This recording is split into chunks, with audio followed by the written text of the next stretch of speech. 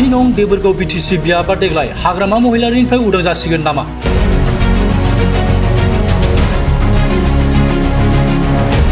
बियाबाव रायजो राजाफ्रा गोजाम दैदेनगिरिनि अनगायै गुबुन गोदान दैदेनगिरिखौ बिजाथि होनायखौ हास्थायदों नामा? মই ক'ব যে মইতো অশোকৰ লগত কাম কৰিছে ছাৰে ইমান ভাল ছাৰৰ লগতো কাম কৰি ভাল লাগিছিলে আৰু সকলোকে চাই আছে ছাৰে সেইকাৰণে মই ছাৰৰ লগতে কাম কৰিম। बे खेबाव 10 नं देबोरगाव बिटिसि बियाबा सोरनि दखलाव जागोन? बेनिखायनो आं दिनै खावलायनो लुगैदों दिनै जोङो बिटिसिआव मोनसे सोलायनायखौ जों लाबोनांगौ देबोरगाव समस्ति हिसाबै देबोरगावनि रायजो राजाखौ आं बेखौनो खावलायनो लुगैदों देबोरगाव रायजो राजाया जि जोङो 17 बोसोर जों मोनसे डिप्रेसनाव थानांबाय जों मोनसे खोमसि बोथोराव थानो गोनां जाबाय जों दिनै मोनसे पहराव फैनांगौब्ला स्राङाव जुदि फैनांगौब्ला जों निस्सय दिनै जों मोजां मोनसे सासे जों केन्डिडेट बासिनांगोन। बेफोरखौ नोजोर बोनानै 10 नं देबोरगाव बिटिसि बियाबाव बिपिएफनिफ्राय उदां खालामनो थाखाय इउपिपिएलनि लाइमोन दैदेनगिरि अशोक गयारी बिथांनि सोलो आरो बोलो जेराव बे सोलो आरो बोलोआ गुबै रायजोफोरखौ मदद खालामनायनि गेजेरजों इउपिपिएलनि दैदेनगिरि अशोक गयारीनि बिबुंथि जेराव बियाबाव 17 बोसोर उनफिनना थानांनाय रायजो राजाफोरनि जेंना जेंसिखौ सुस्रांनांगौब्ला जोंनो सासे मोजां बिजाथि नांगोन। जाय केन्डिडेटआ दिनै समाजनि थाखाय मोजां खामानि मावो नोंथांनि गांनाय उखैनायखौ सुफुंनो हायो नोंथांनि समस्याखौ रायजो राजानि जेंना जेंगोनाखौ बुजिनानै सुस्रांनायनि बेबस्थाखौ लानानै खामानि मावो बेबायदि व्यक्तिखौ नोंथांमोना भट हो आरो नोंथांमोना देग्लाय एपिपिएलनि जाय बिजाथियानो फैया मानो एपिपिएलआव जाय नेतायानो फैया मानो जायखौ जों केन्डिडेट होआ मानो बै केन्डिडेटफोरनि गेजेरजोंनो नोंथांमोना भट हो ट्रेक्टर सबियाव भट होनानै प्रमद बर'नि मा होनो आखाइखौ गोरा खालाय। हाग्रामा महिलारिया जोंनि सासे हिर' नाथाय दिनैनि दिनाव हिर'जोंबो सोलिनाय नङा मानोना हाग्रामा महिलारि बिथाङा गावनि बियाब न'नि साखाथि रायजोफोरनि जेंना जेंसिखौ सुस्रांना होनो हायाखै आरो बै ओनसोलफोरावबो नायगिदिंहैफेराखै। माखासे दाननि सिगांनिफ्रायनो इउपिपिएलनि लाइमोन दैदेनगिरि अशोक गयारीया ओनसोलफोरखौ नायदिंनानै रायजोफोरनि गोनांथि जानाय आंखालफोरखौ सुफुंनायखौ नुनो मोनगासिनो। दिनैबो क'क्राझार सोहोरनि सा 500 बैसोगोरा आइजोफोरनो गाननो थाखाय सारि राननो थाखाय थिरांथा लायो। बेनिनो दिनै जागायजेननायाव सा 20सो आइजोफोरनो गावनि न'निफ्रायनो रानजेनना होयो। बेनि अनगायैबो बिथांखौ गुबुन समाव गुबुन गुबुन बिथिं जेरै रायजोफोरनि आंखाल सोलोंथाइ समाज आरो जौगानाय गेलेनाय बेफोराव गाहायै मैखोम बिबान लानानै थाद'नाय गैयै खामानि मावनायखौ नुनो मोनो। दा नोजोर होनांगौ बाथ्राया बेसोदि 10 नं देबोरगाव बिटिसि बियाबाव रायजोफोरनि लुबैनाय बादि बिजाथि इउपिपिएलनिफ्राय हाइकमान्डआ हो।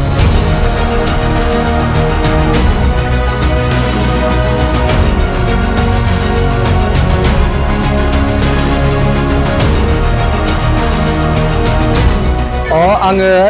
बे समाव नोंथांमोनखौ धन्यबाद होयो बे समाव नोंथांमोना आंखौ खौरां लाफैनायनि थाखाय बियो आङो आजि 5-6 मासनि सिगांनो गोबां मानसिफोरनि माखासे दुखुथिया बाथ्राफोरखौ मिथिनानै आंनि फान्डनिफ्राय आङो जि हायो जोंनि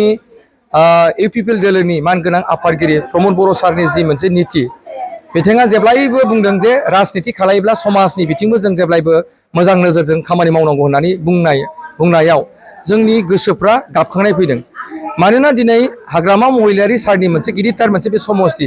जाय समस्तिखौ दिनै बिपिएफआ दिनै 17 बोसोर सिफ आरो नैबे 5 बोसोर रानिं दा बिपिएफनि दखलावनो दङ नाथाय बेखौ जुदि उद्धार खालामनांगौबा बेखौ जुदि जों मुक्त खालामनांगौबा दिनै निस्सय जोङो मोजां खामानि मावनांगोन समाजनि थाखाय आरो बेनो जाबाय जोंनि इउपिपिएल दोलोनि मोनसे नीति दा बे नीतिखौ लानानैनो गोबां सोरनोबा न' बां माने जायफ्रा गोरिब न'खरनि जायफ्रा दिनै थानोनो न' गैया अखा बांखा हायोब्ला दिगदार जायो बेबायदि मानसिनो न' एसे लुना होदों आरो जायफ्रा दिनै रायजो राजाफ्रा थांनाय फैनायनि थाखाय लामानि थाखाय प्रब्लेम जादों बेफोराव दलांनि लामा आं बानायना होदों आरो गोबां बेमारिफोर गोग्लैनानै थादों बिसोरनो जोङो एसे आङो अनसुंथाइ होदों आरो बेबायदिनो गोबां माने अनजिमा गैया सानथ्र' हाया माने गोबां माने आं मा मानो आं गावनो गोसोआव गैया बयबो मानसिनो माबा नङा माबा मोनसे होबाय आरो बेबायदिनो फरायसाफोरखौबो नायदों आरो गोबां दिनै बेबायदि टाउन ओनसोलाव आं दा माने 500टा आङो बेबायदि सारि होनायनि मोनसे बेबस्था लादों जायफ्रा दिनै 65 बोसोर जाबाय बे 65 बोसोर बैसोनि जायफ्रा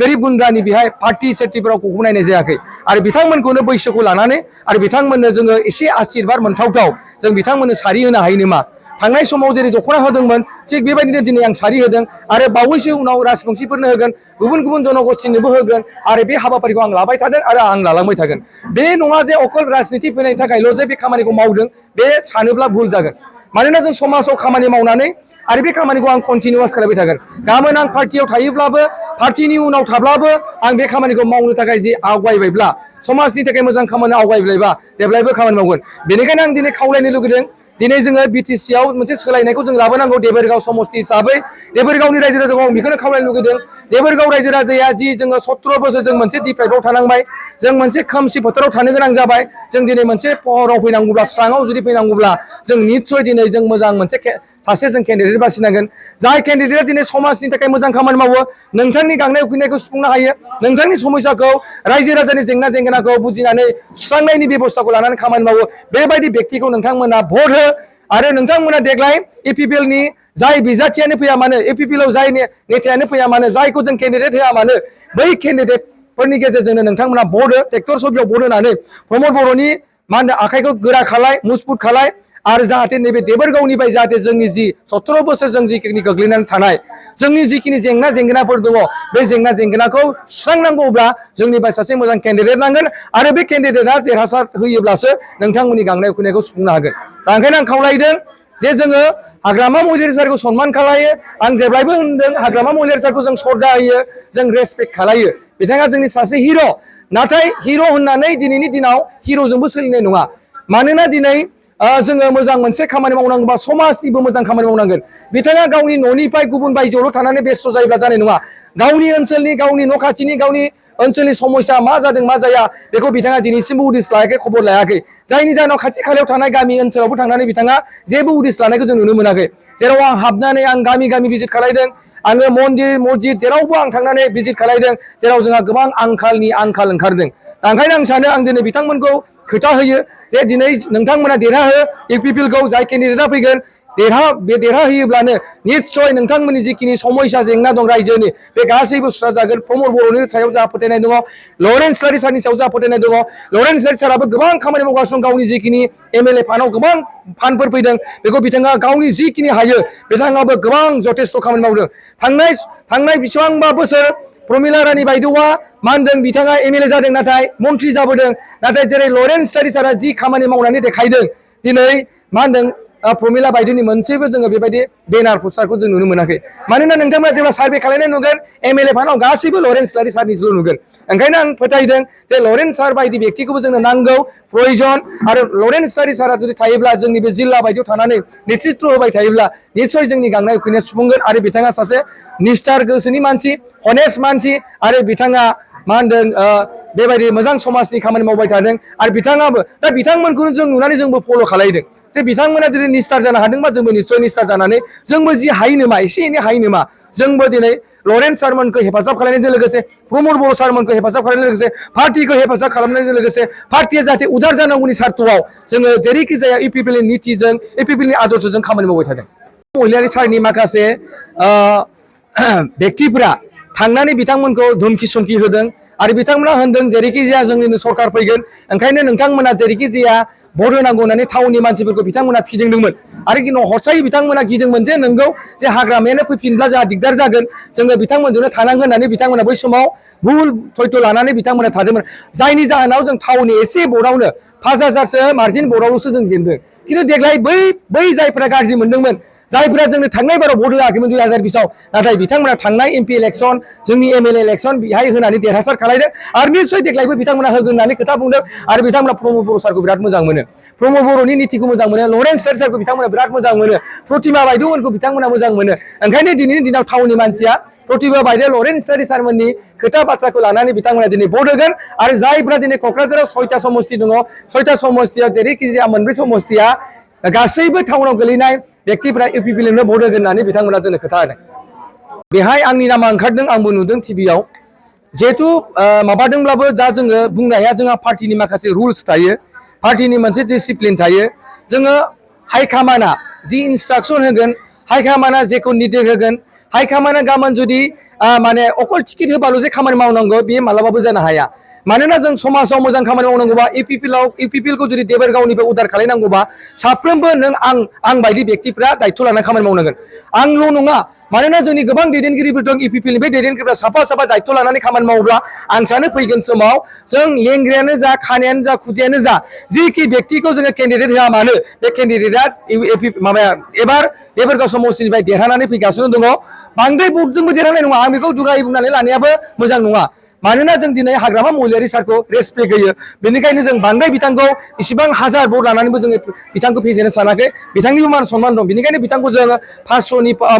50निफ्राय 100 जन भटनि भटार्सआव जों फेजेननानै जेरैखि जाया इउपिपिएलनि सासे केन्डिडेट आरो बे केन्डिडेटखौ देरहासार होगोन होननानै रायजो राजाया सानस्रि खाफादों आरो साफ्रोमबो रायजो राजाया जाथि भेद बाद राव बासियालासे बिथांमोना ज' ओंखारबोदों नोंथांमोना दिनै नुदों दिनै मोनसे समाव जोंखौ बर' हिसाबै इउपिपिएलखौ बर'नि मोनसे पार्टी होननानै बिथांमोना बिसास खालायामोन आरो गुबुन जनगोष्ठीनि मानसिफ्रा एक्सेप्ट खालायामोन दिनै इउपिपिएलआव दोलो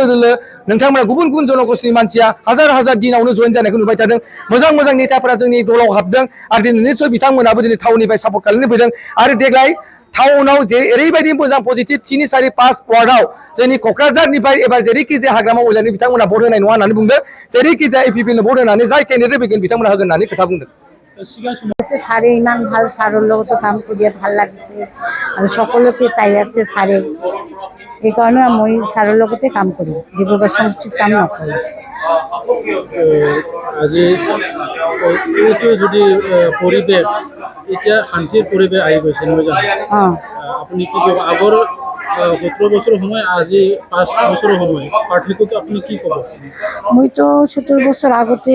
একোতো হেল্প পোৱা নাই মই অনেক গেছিলোঁ ছাৰৰ ঘৰত সোমাবই দিয়া নাই আৰু মোক নাচ এনেকৈ কৈছে মোৰতো মাটি বাৰী একো নাই মই ভাড়াই থাকি আছোঁ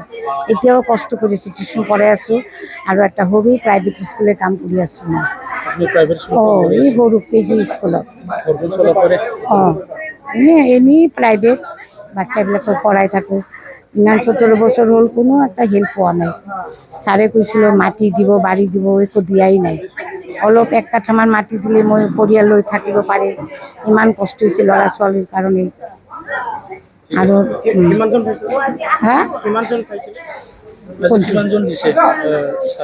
শাড়ীটোতো আজি ফাৰ্ষ্ট পালোঁ কেতিয়াও পোৱা নাই